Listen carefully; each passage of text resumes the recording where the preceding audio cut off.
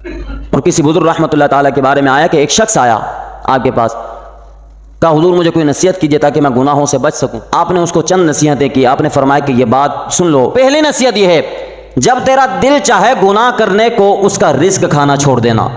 اب وہ سوچ بچار کرنے لگا کہ گندم بھی اللہ کا رزق ہے، چاول بھی اللہ کا رزق ہے، پھل بھی اللہ کا رزق ہے، یہ سارے کے سارے اللہ کے رزق ہیں، اور نہ کھاؤں گا تو نہیں بچوں گا۔ کہا حضور یہ کیسے ممکن ہے؟ آپ نے فرمایا کہ پھر شرم نہیں آتی، حیا نہیں آتی، رب کا کھا کر رب کے گناہ کرتے ہو؟ اب دوسری نصیحت کی، آپ نے فرمایا کہ جب گناہ کرنے کو دل چاہنا اس سے چھپ کر گناہ کرنا۔ کہا حضور یہ کیسے ممکن ہے؟ یہ بھی ناممکن ہے۔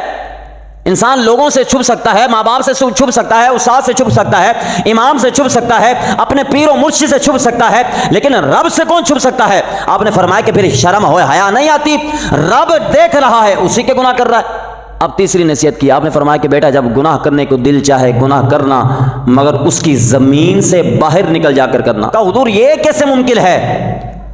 مشرق جائیں، مغرب جائیں، شمال جنوب، ہر جگہ آسمان کی بلندی، زمین کی گہرائی، کہیں بھی جائیں رب کی ہی حکومت ہے، رب کی ہی بادشاہی ہے۔ یہ کیسے ممکن ہے کہ میں اس کی بادشاہی سے اور اس کی حکومت سے اور اس کی زمین سے نکل سکتا ہوں؟ آپ نے فرمایا کہ پھر حیا نہیں آتی، اسی کی زمین پر رہ کے اسی کے گناہ کرتے ہو۔ چوتھی نصیحت کی، آپ نے فرمایا کہ جب گناہ کرنے کو دل چاہے گناہ کر لینا، جب ملک الموت تیری روح قبض کرنے کے لیے آئے اسے کہنا کہ نہیں ابھی ٹائم نہیں، جا چلا جا واپس۔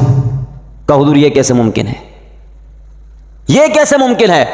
ملک الموت آ جاتا ہے، وہ نہیں دیکھتا کہ جوان ہے یا بچہ ہے۔ کالے وال مسافر ہوئے چٹیاں ڈیرے لائے، ویک محمد بخشا موت سے نہیں آئے۔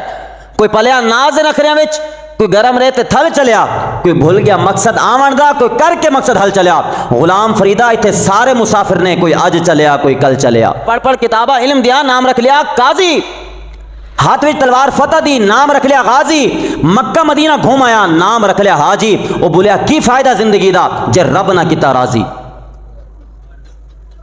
یار کیا فائدہ زندگی کا؟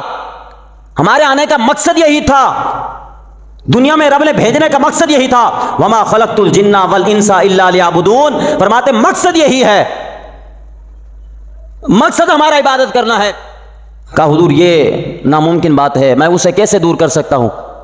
جب ملک الموت، جب یہ وقت مقرر ہو جاتا ہے، وہ آ جاتا ہے روح قبض کرنے کے لیے، وہ نہیں دیکھتا کہ یہ بچہ ہے، وہ نہیں دیکھتا کہ یہ بوڑھا ہے، وہ نہیں دیکھتا کہ اس کے بھی 4 چھوٹے چھوٹے بچے ہیں، وہ کہاں سے کھائیں گے، وہ نہیں دیکھتا۔ فرمایا کہ جب وقت ہو جاتا ہے، یہ حال ہی میں ہم نے سندھ کی طرف یہ واقعہ سنا تھا، فرمایا کہ ابھی شادی ہو رہی ہے، سوشل میڈیا چلانے والے ہر بندہ جانتا ہے شادی ابھی ہو رہی تھی، وہ جو ہم رسومات کرتے ہیں، نکاح بھی ہو گیا، اس کے بعد رخصتی کا جو معاملہ ہوتا ہے، کبھی دودھ پلائی رسم، تو یہ رسم تو وہ رسم، اب یہ رسمیں چل رہی تھی، رخصتی ہونے کے چند لمحات کے پہلے کا یہ باتیں ہیں۔ فرمایا کہ رخصتی ہونے والی تھی، اب وہ دودھ اس کو پلایا گیا، اس نے نیچے رکھا، اسی لمحے کے اندر اسی وقت فرمایا کہ اس کی موت ہو گئی۔ انسان کتنے لمبے لمبے خواب سوچ کے بیٹھتا ہے۔